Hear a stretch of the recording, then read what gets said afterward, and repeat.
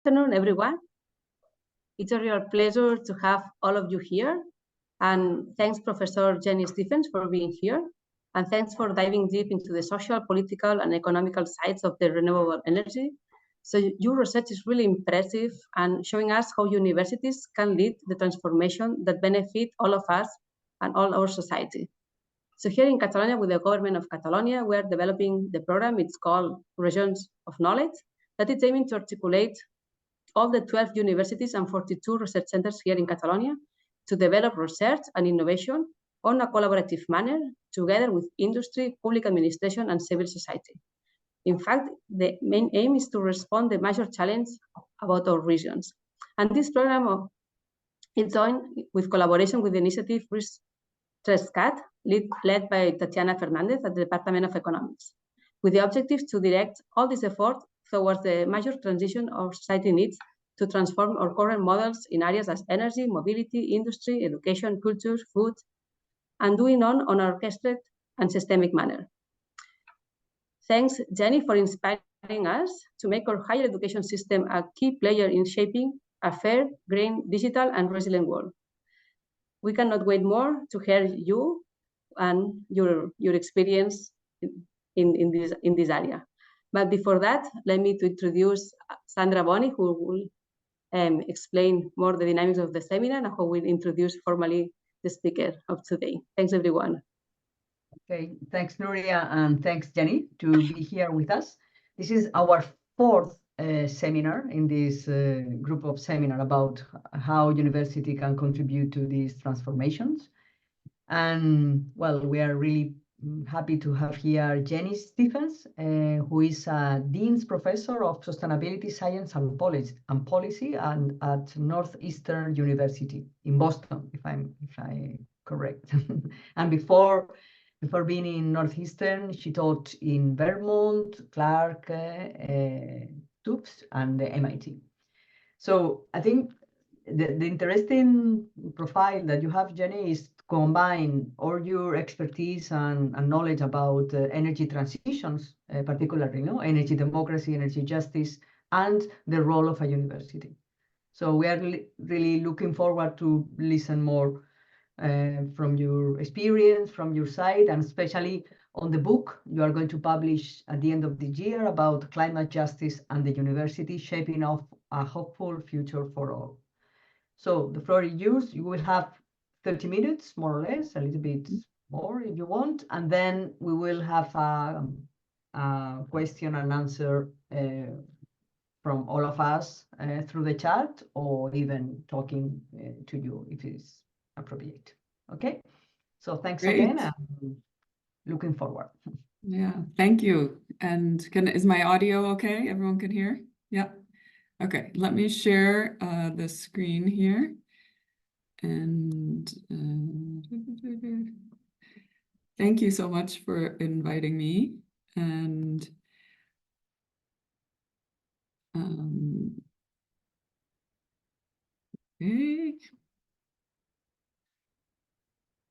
okay, so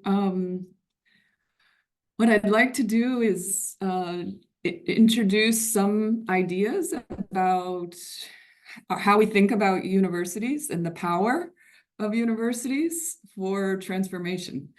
And I've been working in universities my whole career. And so I'm almost 50 now, so 30 years or so in different universities, public universities, private universities, and mostly in the US context. But I've also traveled quite a bit and collaborate with people in different parts of the world. So my perspective, and you'll see, is definitely more from US experience. But I think a lot of the trends in higher education that are happening in the United States are also happening in other places. The United States is definitely more financialized and privatized and corporatized.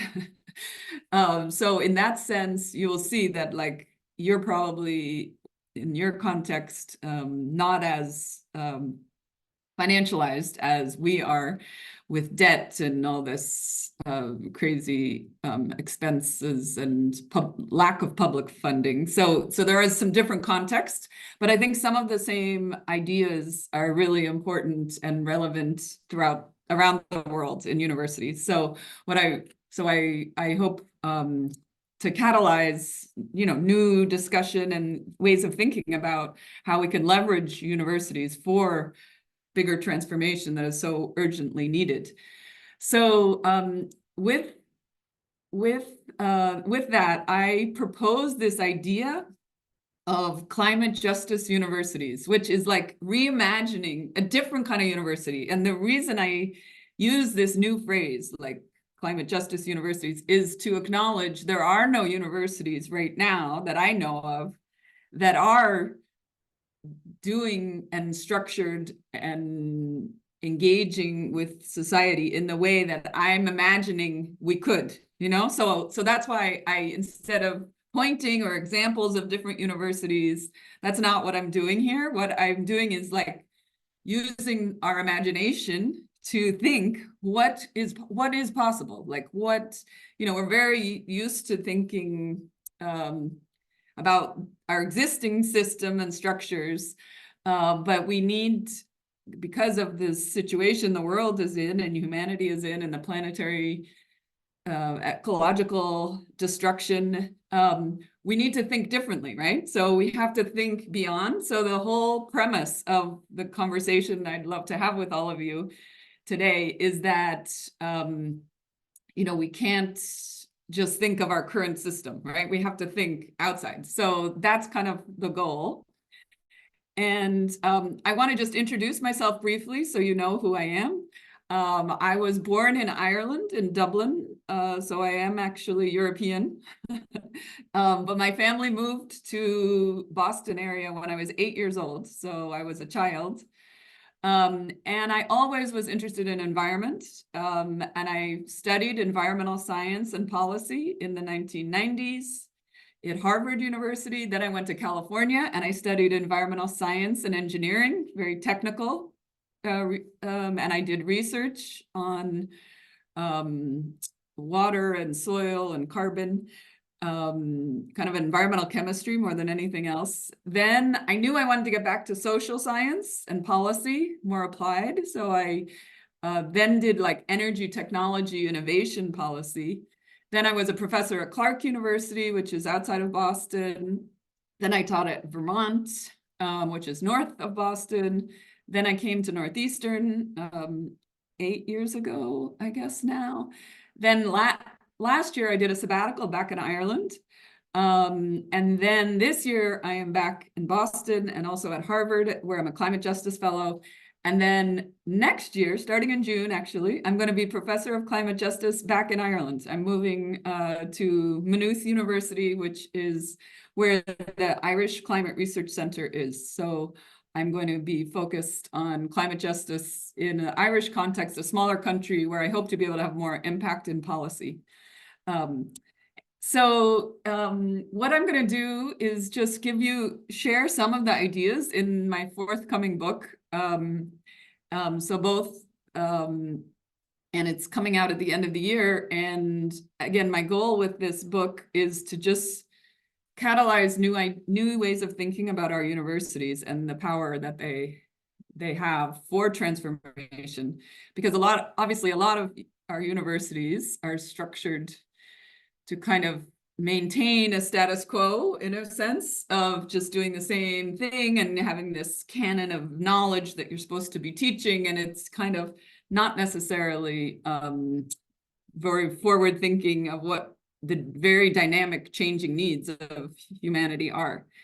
So I begin by saying, like, we're in a poly crisis. I'm sure all of you know so many different crises, right? It's not just climate change, but mental health crisis, housing crisis, food crises. And I know these are different in different contexts, but like there's a sense globally and, in communities around the world of financial, economic precarity, biodiversity, plastics, war and horrible genocide, and and on top of that we have the climate crisis, right, which just is exacerbating all the other things, and our inability to adequately respond to the climate crisis despite the science has to do with all of these social structures, right, and economic structures.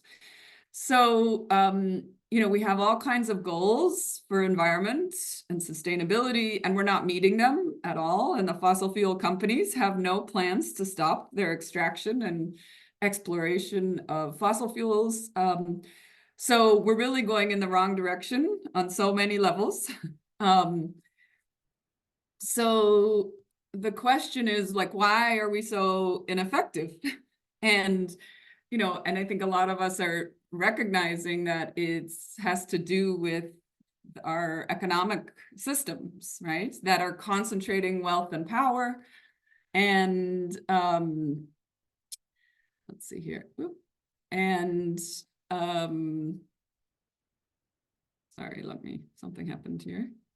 And one of the concept that I've been very influenced by is this wealth supremacy, which is a concept of increasingly a lot of policies. And, again, this is in the United States in particular, but again, happening all over the world.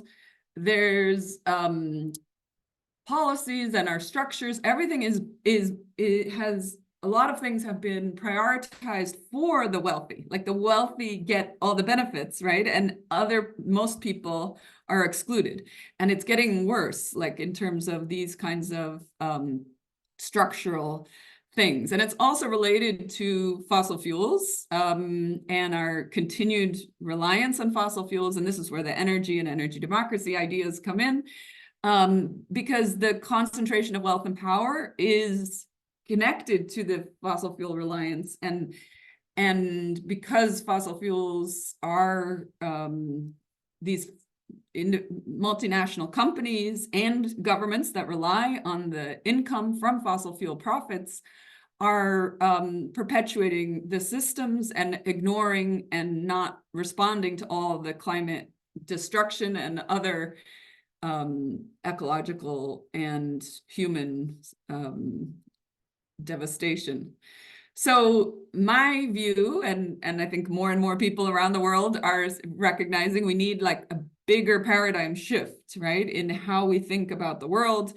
And there are a lot of paradigm shift, transition, language, well-being, economy, all kinds of different. And I've suggesting climate justice as the frame because of the urgency of climate and the fast pace that climate is changing, that it adds, it's hard to ignore or say, oh, it's always been this way. If you focus on other framings for transformation, people can say, oh, it's always been this way, or the inequalities have always been there, or poverty has always been there.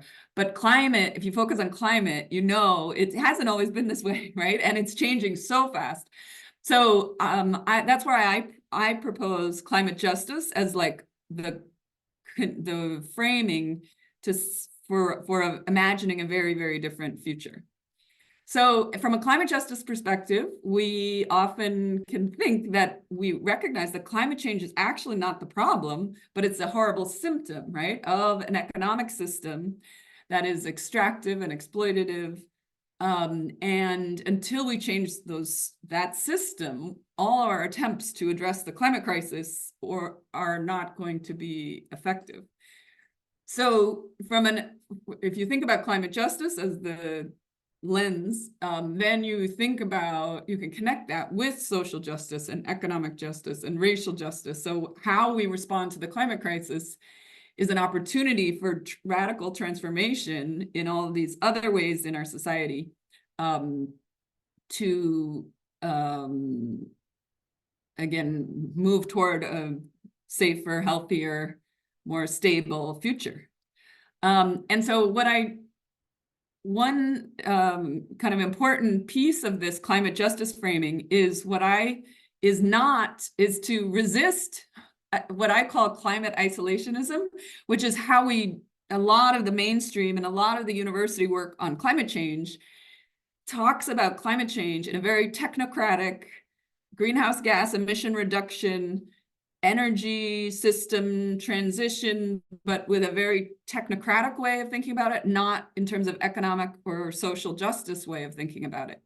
So I think we have to acknowledge that climate isolationism view so that we can move toward a more climate justice framework. So climate isolationism in the universities, how it manifests is a lot of our universities are focused on individual behavior rather than collective and systems change. There's a lot more focus on technological innovation, right? Which of course, technological innovation is very important, but we spend less time doing research and teaching our students about social innovation. A lot of the focus in climate isolationism is about profits, right? Like, oh, we can have all these solar companies and electric vehicle companies and people can make money off it, rather than thinking about, transitioning to a very different mindset of sufficiency. Like, we don't need to why make all this money if everyone's miserable and ecological destruction, right? Like, why do we need always more and more profit?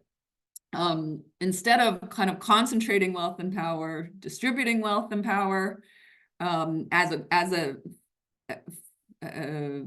primary goal of any climate action could be possible in a climate justice frame. And instead of always focusing on innovation, I mean, innovation is great, of course, but we need to pay also attention to exnovation. And exnovation means intentionally stopping doing the things and using the products and the systems and policies, stop doing the things that we know are bad, right? They're not, and the problem with, we always focus on innovation, especially in our universities and in our organizations and businesses, and the assumption is coming up with new ideas will be better and it will displace and substitute away from the old ideas. But what we are seeing, particularly if you look at energy, is that in a global scale, coming up with the new ideas has not led globally to stopping using the old, right? Obviously, renewable energy can and does displace fossil fuels in some specific places and contexts and some scales. But overall, there's been, a lot of new renewable energy deployment, but we are globally as reliant or more on fossil fuels than we've ever been, and it keeps going up, right? So we haven't focused on exnovating away from fossil fuel reliance. And so from a climate justice perspective, we have to change that and focus on exnovation of the energy, old energy systems. And that concept of exnovation holds for other things as well as fossil fuels. So obviously, the idea of climate justice is inherently transformative. And when we are talking about transformation, it involves clearly disrupting the power structures. And this is where it's really important to think about universities, because universities offer legitimacy, all kinds of knowledge creation, knowledge hierarchies, knowledge, all kinds of ways to kind of set the agenda for society is happening in our universities.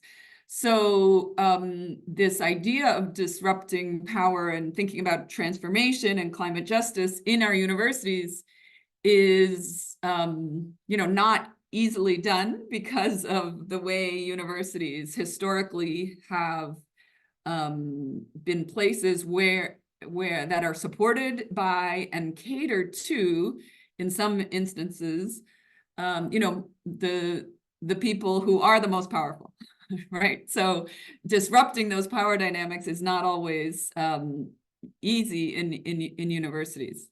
So, oh, here I just mentioned my 2020 book was called Diversifying Power, Why We Need Anti-Racist Feminist Leadership on Climate and Energy. And I mentioned that just because that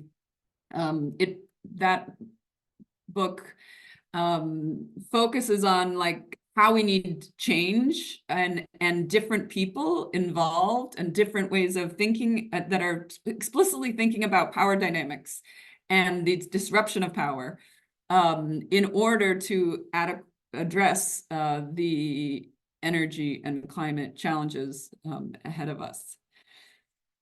So let's see. So yeah, I mentioned that I bring a feminist, anti-colonial, and anti-racist perspective. And when I say that, all I mean is centering justice and equity and power, thinking about power in all of these issues, which so much of the climate and energy work does not think about the power imbalances or justice issues. And the assumption is kind of often in our energy work in particular, you know, thoughts like little consideration, I guess, to equity and justice issues. Okay. Sorry, somehow it's not. Oh, there we go. Oops. Sorry, something's happening with my computer here. Okay, so the book I'm writing is I've written, and it's coming out soon, is part of this critical university studies, which is an area of new scholarship, I guess, like thinking about the role of universities in a more critical way, and obviously critical thinking and questioning you know, the assumptions that we have about our institutions is very important. Sorry. Okay, so when we think about higher education institutions, the framework I use is to think about knowledge, wealth, and power. And so in the book, I have a section talking about teaching and learning and how knowledge, you know, how we can think differently about how we teach and learn, and also how we think about unlearning the things that, you know, are not helpful to be in the current context. And then research is also part of the knowledge. When we think about power, we really need to think about relationships and relationships with universities and non-academic actors and communities in particular. And then with regard to wealth, obviously the financial flows of how universities are funded and who is controlling or influencing how the universities, what we're focusing on in our universities.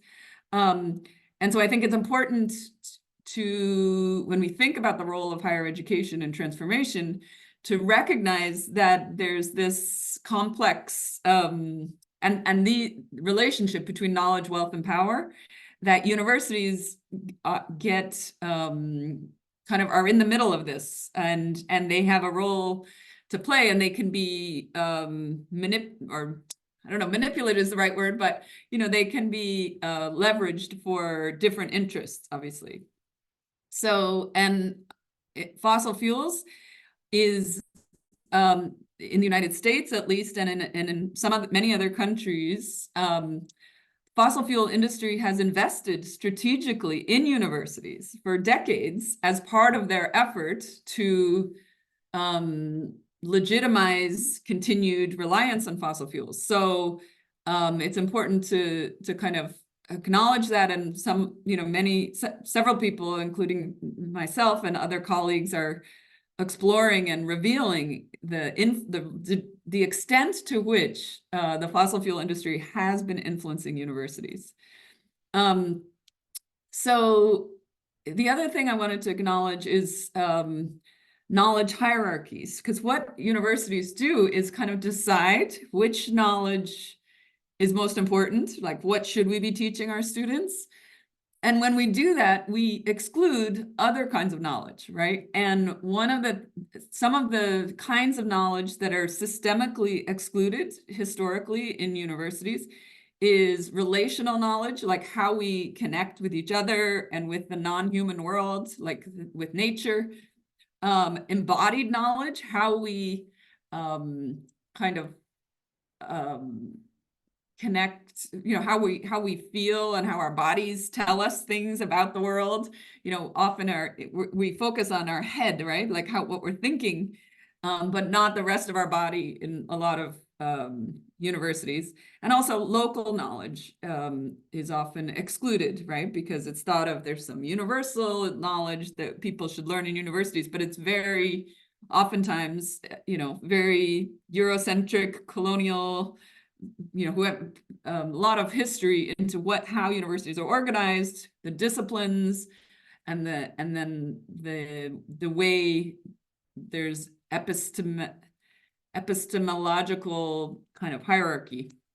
So one idea that I talk about in the book is having universities be more locally focused with kind of global solidarity.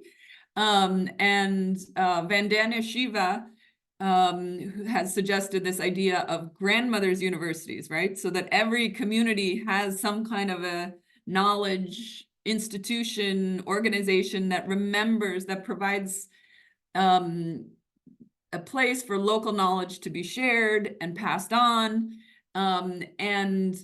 It speaks to the most of our universities are the opposite of that, right? They're male dominated, oftentimes with these ideas of kind of colonial ideas about what's the knowledge that should be taught in our universities.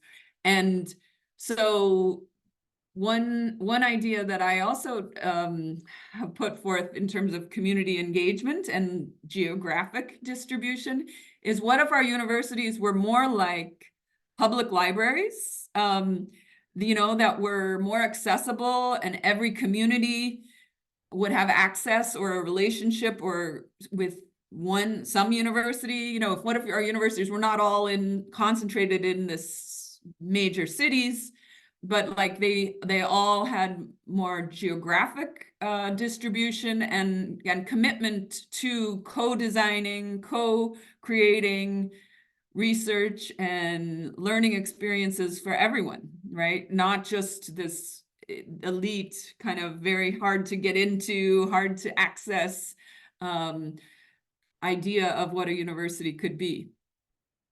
Another concept that I wanted to talk about is unlearning. So I mentioned a little bit already exnovation, but I also want to focus on this idea of unlearning. And obviously, anytime you put a negative like un or exnovation, it's kind of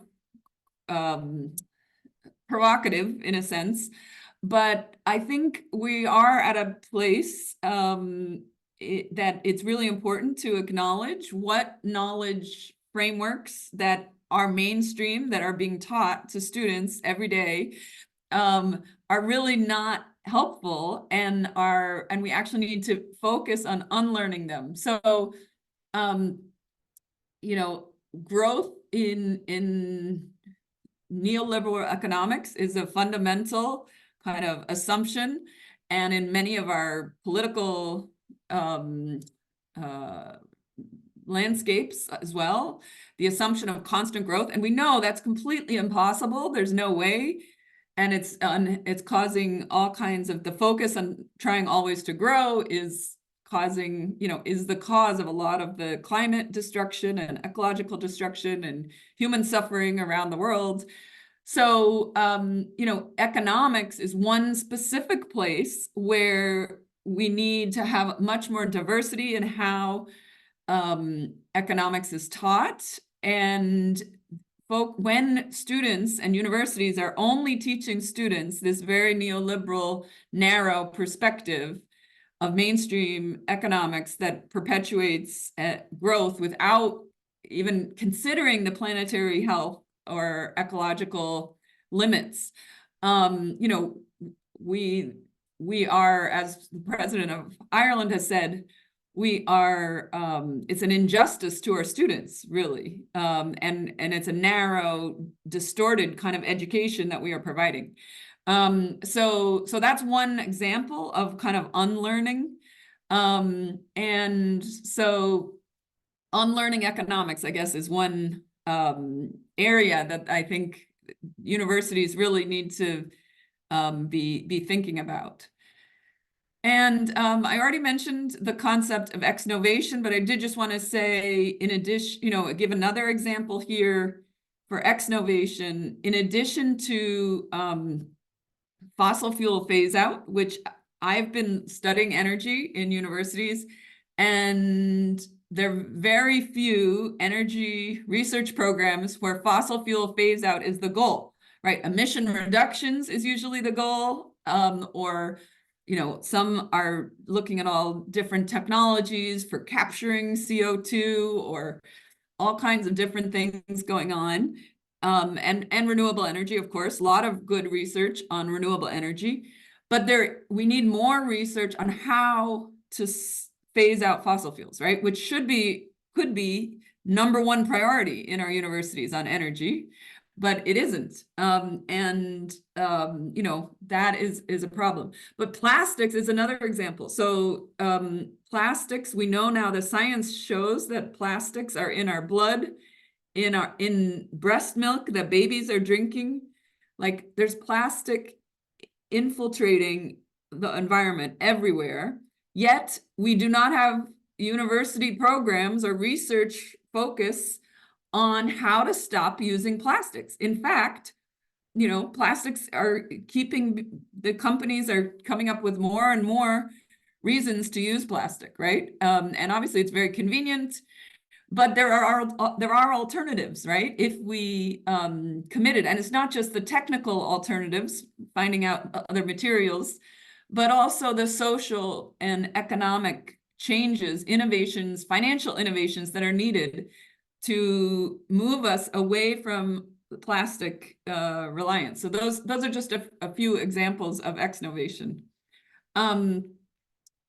So I just want to stop and just check on the time. How much longer would you like me to speak versus opening it up? Because I'm also really looking forward to discussion with everyone. If you want to talk a little bit more, it's okay. Or if you want to stop, it's also okay. Okay. Up to you. You want to explain something more, or we go to the... Yeah, maybe I'll just go through a few more, okay.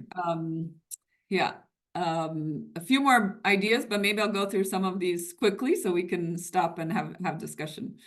Okay, I think I'm not going to talk about this one because this is solar geoengineering. I'll just say, is this technical fix for climate change? Which is about engineering the climate. And this is, I think, the wrong thing that universities should not be working on. But this is where there's debate about how to decide if there's a lot of money for a specific technological approach to climate. How does a university decide not to study it, right? So this is an example of a controversial issue that I think, you know, researchers have to engage with. But I would say it's also an example to highlight how, you know, when we don't have principles of climate justice, the kinds of ideas that can be legitimized and promoted and advanced that I think are actually quite dangerous because they just focus on the technological and not on the social and justice perspectives. So just to point out here that, like, who funds research does really matter. Let's see.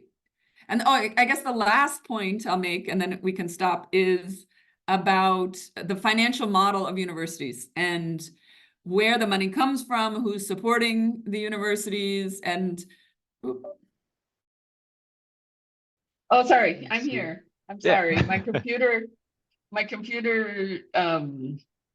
Collapsed. died. Okay, no problem, Jenny. Sorry.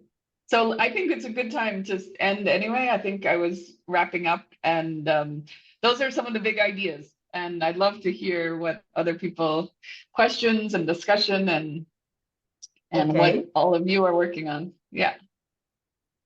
Okay, so I don't know if I can see the question and answer, Ferran, but if anyone has posed some question, please let me know and we can tell to Yes. Jenny. There is For any now, question there are from- none.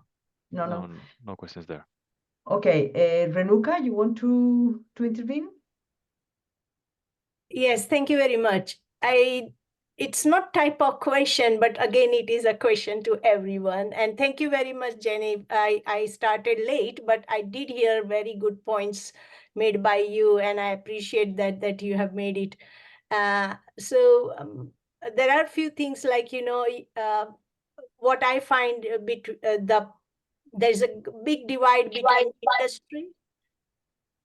Big divide between the industry, community, and academics. What community want, they are not able to communicate to the industry. Yes, at some point they do, like, for example, do we want organic products or not? Or do we want EV cars or not? Some at a very low level that has been communicated. However, they have not been able to communicate because the masses are not so educated. At the same time, in the academics, what happens that they hardly go to communities to communicate their research or the latest finding or what is right or wrong.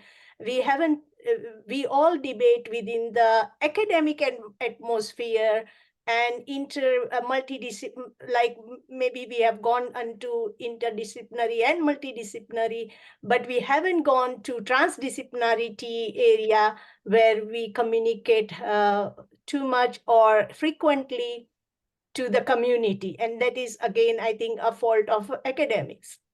Again, there is a big divide between academics and industry that, as rightly pointed here, that they work out for the phase out. They want to phase out, and they express, like, not absolutely 100%, but they do express their intention to phase out and go back to, like, go more and more on the renewable energy or alternatives that can serve the society very well against climate change and climate change. However, how many academics and industry communicate, collaborate for research and development? Because they take research on their own and they come up with their ideas, and these are actually studied by the academics after 2 or 3 years, because there's always a gap. And then this literature again go back to the community when it comes through, like IPCC report and so on.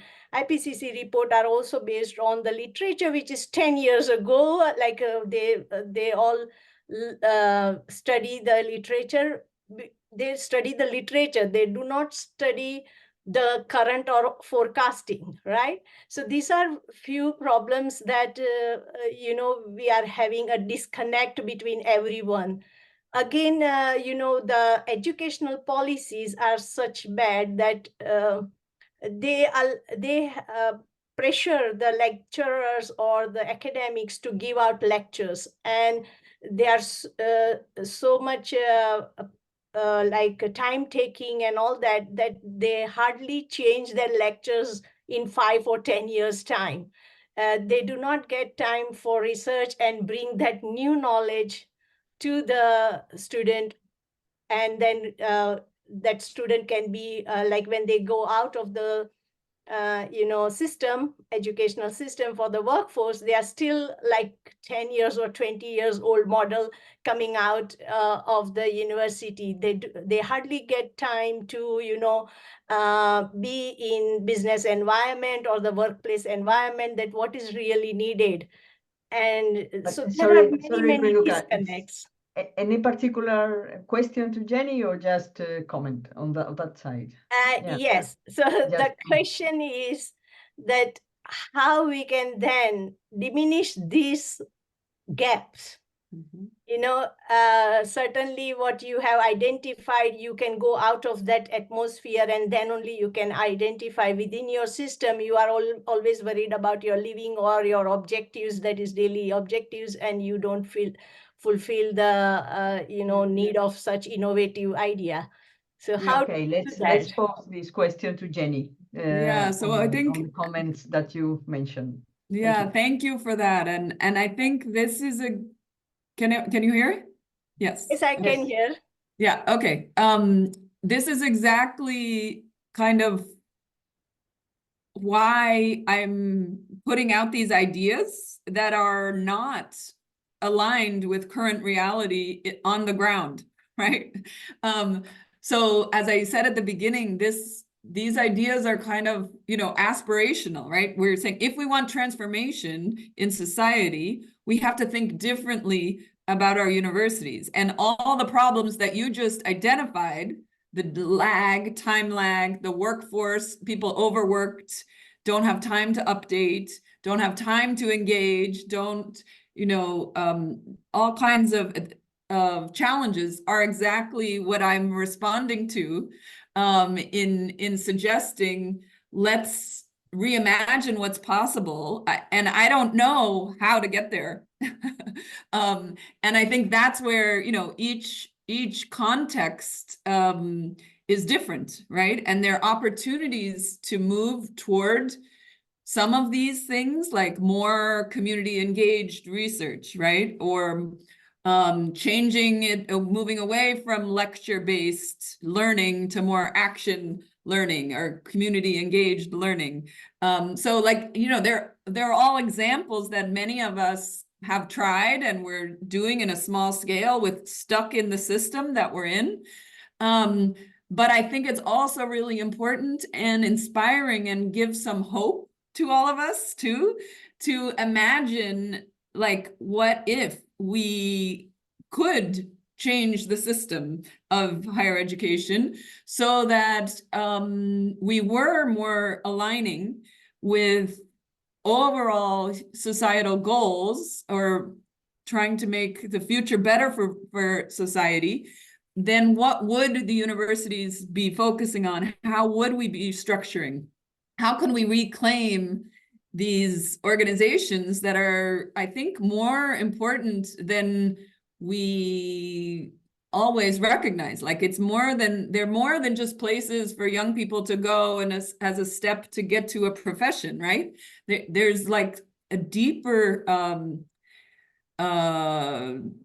importance and power that I think universities have that we don't always recognize. And if we did put more attention and realize that, we may be able to change some of these funding issues and the structure and the incentive structure of what we're doing in our university. So thank you for that comment. And I think that's exactly the kinds of challenges that, across the board, people are working with and trying to address. And we fight, one small battle here, one small battle here. And it's, so for some people, a lot of places, it's getting worse and worse every year. So what I'm trying to do is step back and think big and be ambitious and think in an optimistic way. What could we be doing and how? And I don't know how to do it, but I'm just trying to characterize some of the things that we could be thinking differently on. Yeah. Thank you. Just a last comment that I recognized this 3 years back, and I have started a worldwide network, which is free, online, and transparent to join people together. And I have put the post on my in the chat box, and you can join our network. It is free, and it has plenty of different incentives, in a sense of not in a funding, not as a payment, but as to continue on the journey of contributing to the society and sustainable development goals. So have a look. Thank you, Renuka. Let's Thank you. give opportunity to others to intervene as well. There is in the question and answer a comment from Antonio Casado. Antonio Casado was one of the former presenters in these seminars, and he said that he finds the concept of exnovation difficult to implement in his environment. A medium-sized Spanish university, say, of course, in philosophy or the arts, we might be more experimental and even transgressive. But in general, the pressure is to learn and do, not to unlearn and undo. That's why I tend to use innovation from the global south or frugal innovation instead. Do you think this is a same movie, or should we drop innovation entirely? Yeah, no, thank you for that question. And I don't think we should drop innovation. I think innovation is very, very important. And I think the point of highlighting exnovation is more to make a provocative point of like what we're not doing.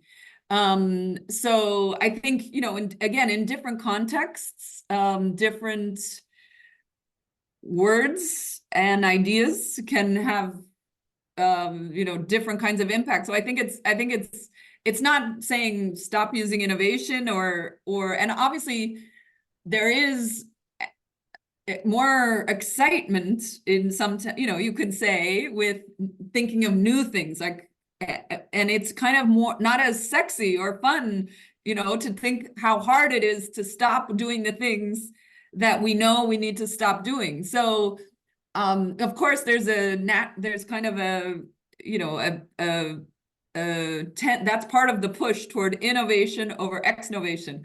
I raised this idea, I mean, it's not, I'm not the, you know, exnovation is a word and it is a concept that others have written about, particularly with regard to energy.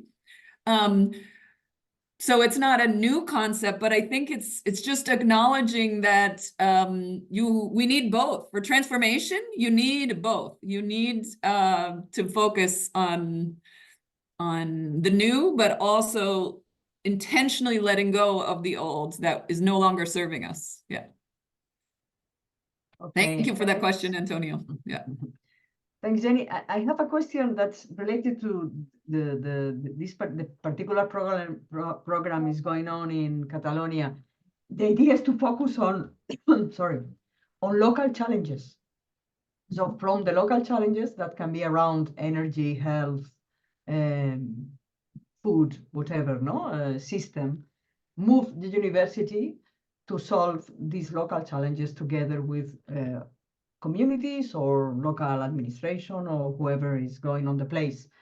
So that's more or less the idea of the program. So what do you think from your experience can be the trigger, no? The focus on the local challenges, a trigger, no? Just to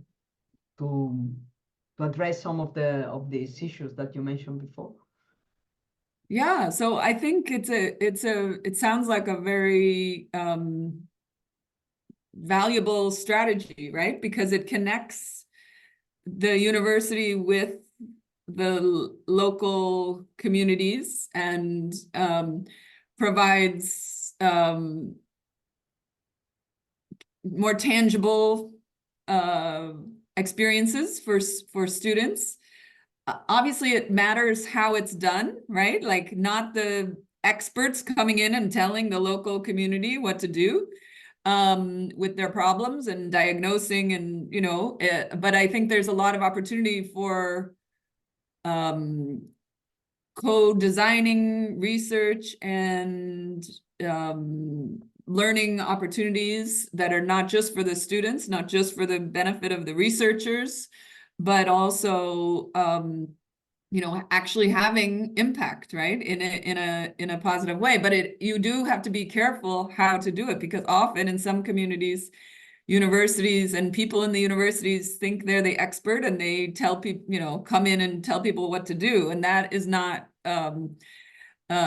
going to work well. So I think there needs to be also a shift in not like, oh, the university is helping the community, but like is engaging with non-academic organizations or people, communities, for a reciprocal relationship, right? And an opportunity to have some synergies, but you have to be careful not to do it in an extractive and exploitative way.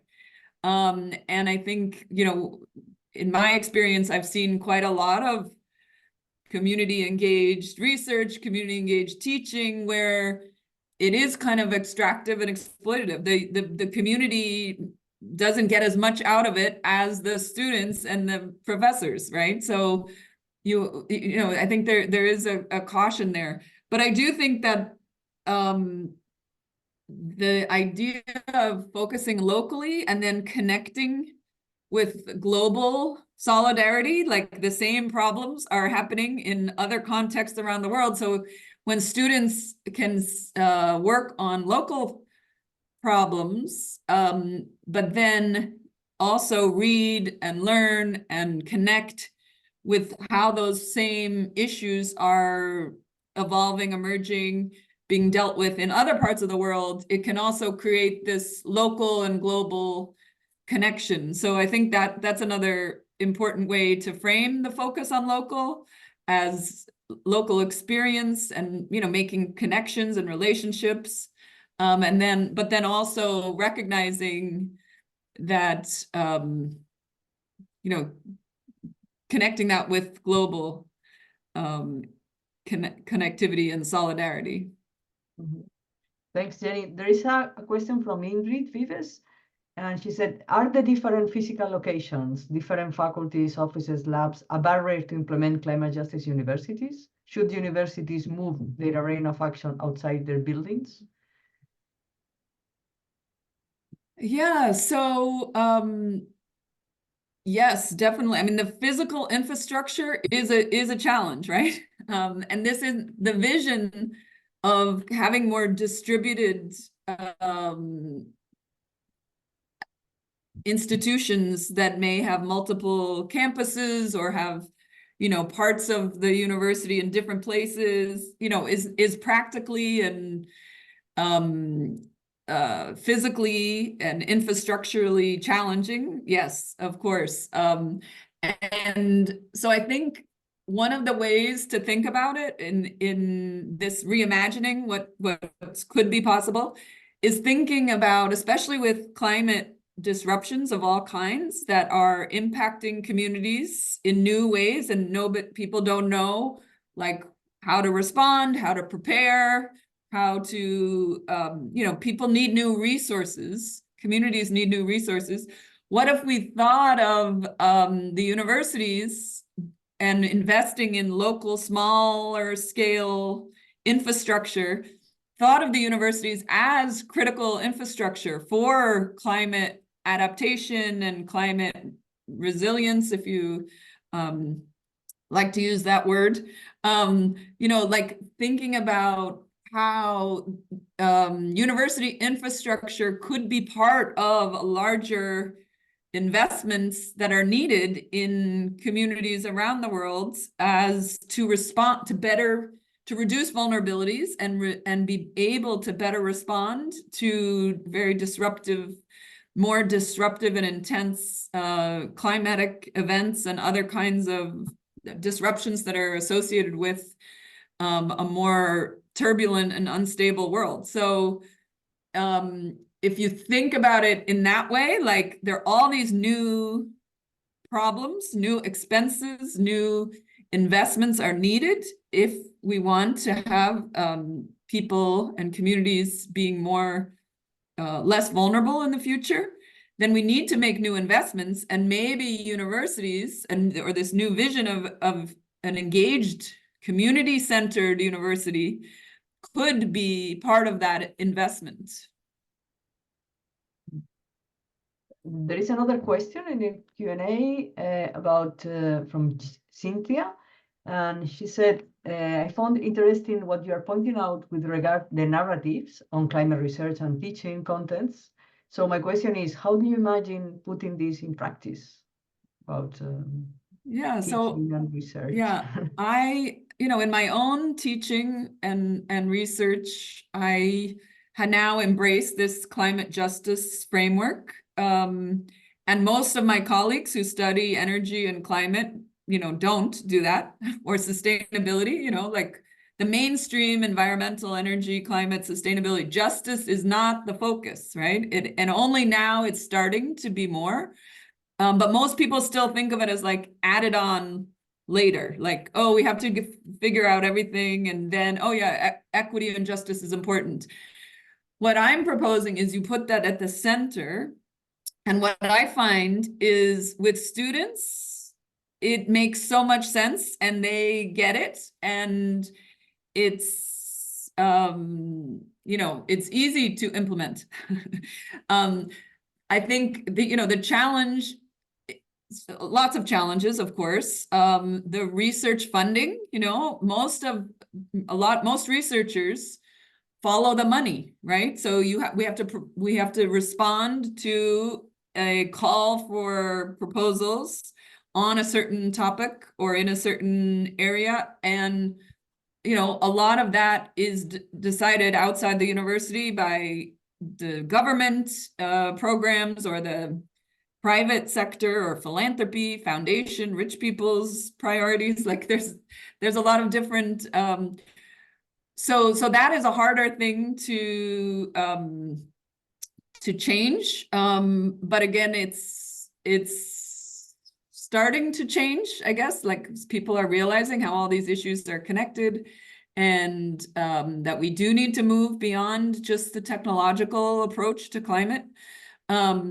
So, and as other crises that are not directly, people don't think directly related to climate, and then they're seeing, oh, actually food is connected to climate, actually our housing issues are connected to climate, energy, everything is our health is connected to the climate. Like, as people are starting to experience the connections, I think it can get easier, but I mean, again, these questions of like how to change are, part of it is just talking about it and trying things out and proposing up to your colleagues and to your peers and to your, as I said, the students are the easiest ones to, because they see a lot of the connections that older people who've been in one way of thinking for so long, it's harder to change. Well, one of the results of this seminar will be a work on different competences that researchers, teachers, students need, to address climate justice or transformation, etc. So, in your perspective, which one can be the essential ones that all the actors participating in this transformation should incorporate? Wait, say again, which should be the essential? The essential competences, the essential, not only skills, because it's not only a matter of skills or knowledge, but way of doing, which is a combination of skills, knowledge, etc. Which one could be the more relevant ones to be part of this climate justice university? Yeah, so I think it is what's missing the most, that from what I think from our curriculum is this relational knowledge, like thinking about how we're all connected. We all need not just each other to be healthy, but we need the planet to be healthy, or else like it's,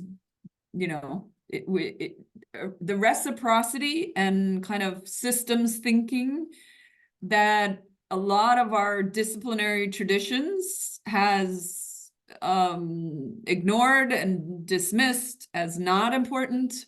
I think that's where, I guess if I was to focus in one area, and I don't know if you call that a competency, but I think that is what's missing the most. And it's very, and I think in your context, probably a little bit more sense of collective, but moving away from this so individualistic, like, oh, it's just about you can do this. And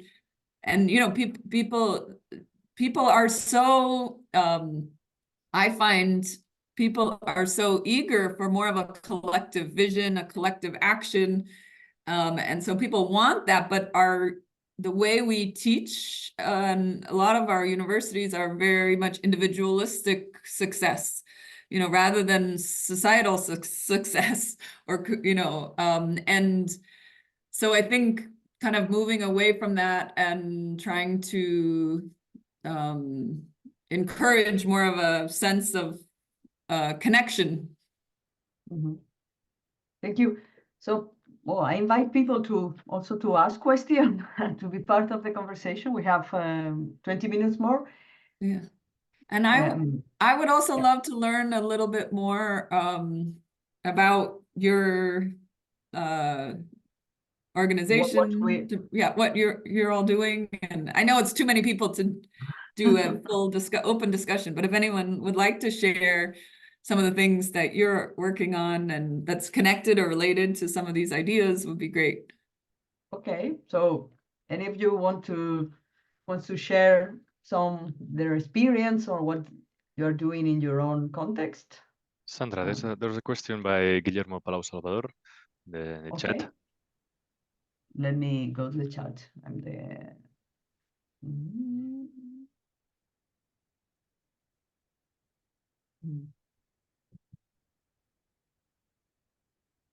Oh, yeah. Okay, yes. Yeah, if narrative system thinking and relational learning is scalable, no, to the world universities. That's the question from Guillermo. Yeah, so this is a great question, and thank you, Guillermo. I think, this is where leadership matters, and so I think it is possible to scale to a whole university, it's a cultural shift, it's a paradigm shift, and so it depends how open people are to that, right? And in different places, in different contexts, I think it's more or less challenging. In many university, the faculty, ideas don't necessarily get permeated through the senior administration, right? And so I guess it depends on the context, but I do think that these kinds of ideas and kind of redefining the university's approach is possible. And again, in the US context, there's so many different universities, small ones, big ones, public, private, and you'll see some that are trying to be kind of different than the others, right? And have a characteristic and a narrative and a approach that is different than others, because it's like a competition of all these universities and financialized. So they're doing it to get a competitive edge. But I do think within that context, there's opportunities for some big innovations and ex-novation away from some of the old things. But like all of these, universities are very often they're called anchor institutions, right? They're old university. I mean, many are old, have a long tradition and convention and legacy, and they're slow to change. And so, yeah, I think, and that's where I think different forms of leadership. And when I say leadership, I don't just mean who's at the top.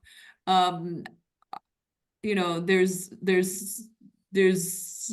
universities are very dynamic with people engaging on different ideas, and so there is opportunity to try to get some of these different approaches scalable throughout the university.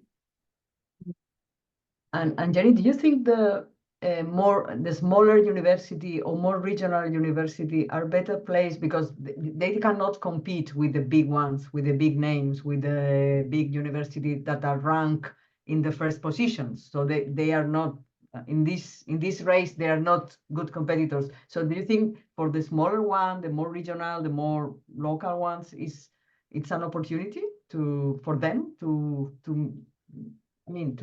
differentiate themselves from the other ones and work for that? Or depending on... Yes, no, definitely. I do think, and I think some, there's examples of that happening, and I think there's more, probably we'll see more of that. And again, obviously the different countries, different places, there's different trends, but I do think, in some ways the less prestigious universities can change, have to change more, right? The older, richer, like well-known, ones that they don't have as much urgency to change and be dynamic, right? Because what they've been doing has worked for so long, they just keep doing it.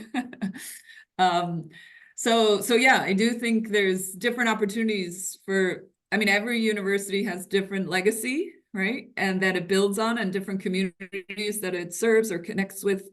And so there are opportunities across the board, but I do think that point that the more regional or smaller universities may have be more nimble, right? And be more able to adapt and change and try new things. And examples of this in this American context or in European context? Yeah, so there's a couple of examples that I can give. One is here in the United States. There's a small university in Maine, which is Northeast. It's by the ocean, and they just offer one major, human ecology. That's all. Every student who goes there, that's all they study. And it's all about this relational knowledge and connecting humans with nature, and there's no other disciplines, like that's all they study. And it's very interesting university. Another example, and this gets to the question about scalability, is in the Netherlands, Drift, which is in University of Rotterdam. They're Dutch Research Institute for Transitions. They were part of the university, but they started doing focus on transitions and doing a lot of community engaged work and getting grants to do more, almost like consulting work, more than research. And the university originally kind of kicked them out and said, this isn't an academic, you go do your own thing. So they're kind of more like a startup company or a consulting firm. They were kind of kicked out of the university. But then they started getting more students, more grants, more publications, more engagement, more impact with their approach. And now the university kind of, it seems like, from what I understand, is, holding them up and saying, we want the whole university to be more like this. That's two examples of kind of how a smaller effort might look appealing, to the whole university when they see how successful and a different kind of program and different kind of learning and research that is possible. Yeah, the Drift examples was our second seminar. They explain all the transition thinking, all what they are trying to do. From drift to transformation of the old universities, and was really interesting. Yeah. Okay, more questions or people that want to share their experience with Jennie? Nuria, you want to ask something? Yeah, please. Yes, Sandra, just to explain a little bit what is the program about, and also to get your feedback and also the feedback from the audience, and also expect the contributions from people here in the audience. So the idea of the program is So our approach is more to go to the local entities to raise the relevant challenge. So the idea to trigger all this transformation, because as you mentioned before, Jenny, how we start, not the transformation. So our idea is to identify relevant challenge that happens at the local level. And with this relevant local challenge, to bring together people from industry, people from civil societies, and also to engage academics, to go to the local environment, to exchange knowledge, to participate in the co-creation of the solutions. Well, first, to participate in the identification of the challenge, because also I think that the scientific community also can help to identify the challenge, but also to contribute to the co-creation of the solution and to develop research, innovation directly to provide solutions to this local challenge. So our trigger approach is the local challenge.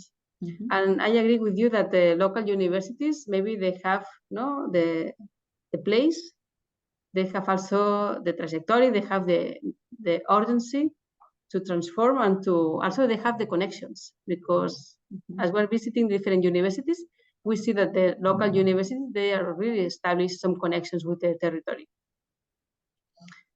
And to combine all these approaches. So the local challenge, the local universities, but also how to engage scientific community, also from the big ones, to go out from the building, to go out from the big cities, and to go to the local areas and to support the solution of the challenge. So this is our approach, but for that we are building up like a team in the Department of Research and Universities in the government of Catalonia. We have also a team in the Department of Economics that they are focused on the different transitions, on energy, mobility, food systems.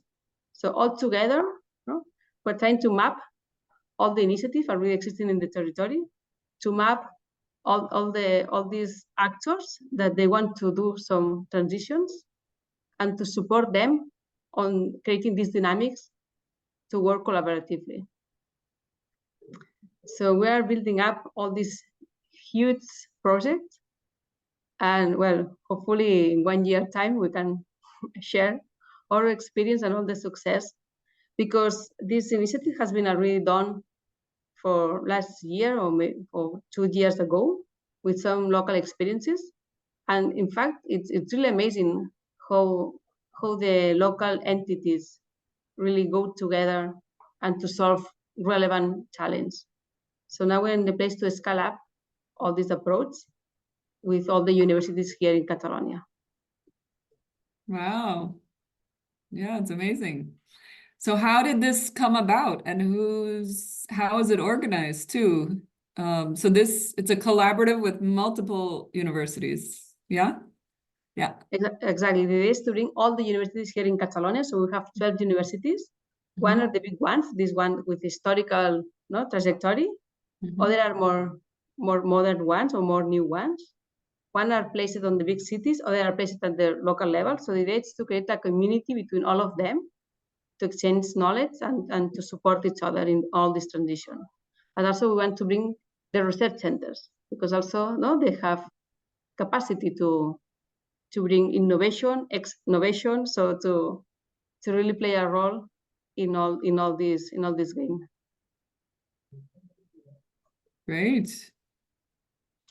And this is supported also by the economic department of the regional government. So it's not only universities, but also is economic, and is supported as well with European funds on smart specialization. So it's like a different understanding, a different paradigm of smart specialization in Europe, which is the mainstreaming one is more focused on developing clusters of companies or economic sectors. And in the case of Catalonia, they changed this towards addressing local challenges for a group of actors. They call the shared agendas. We can send you more information if you want. And the universities are key actors in all these. Yeah, I think here one of the innovations is to work together, universities and with the public policy makers. Because then all the innovation they go, no, they have a translation directly on the public policies. Yeah. So you're ahead. You're leading the way. Well, all together we're experimenting, no? How we move the system. Yeah. But it also just shows that the policymakers and the government like recognizes how important the universities are, right? Yeah. Exactly. Yeah. This is it's in Spain. Oh. It's in Spain is unique. It's not happening in other parts of Spain. So it's a very good experience. Yeah. Okay, I don't know. We have more questions, Ferran, in the Q&A or no? No more questions in the Q&A No more and no in the questions? chat. Yeah.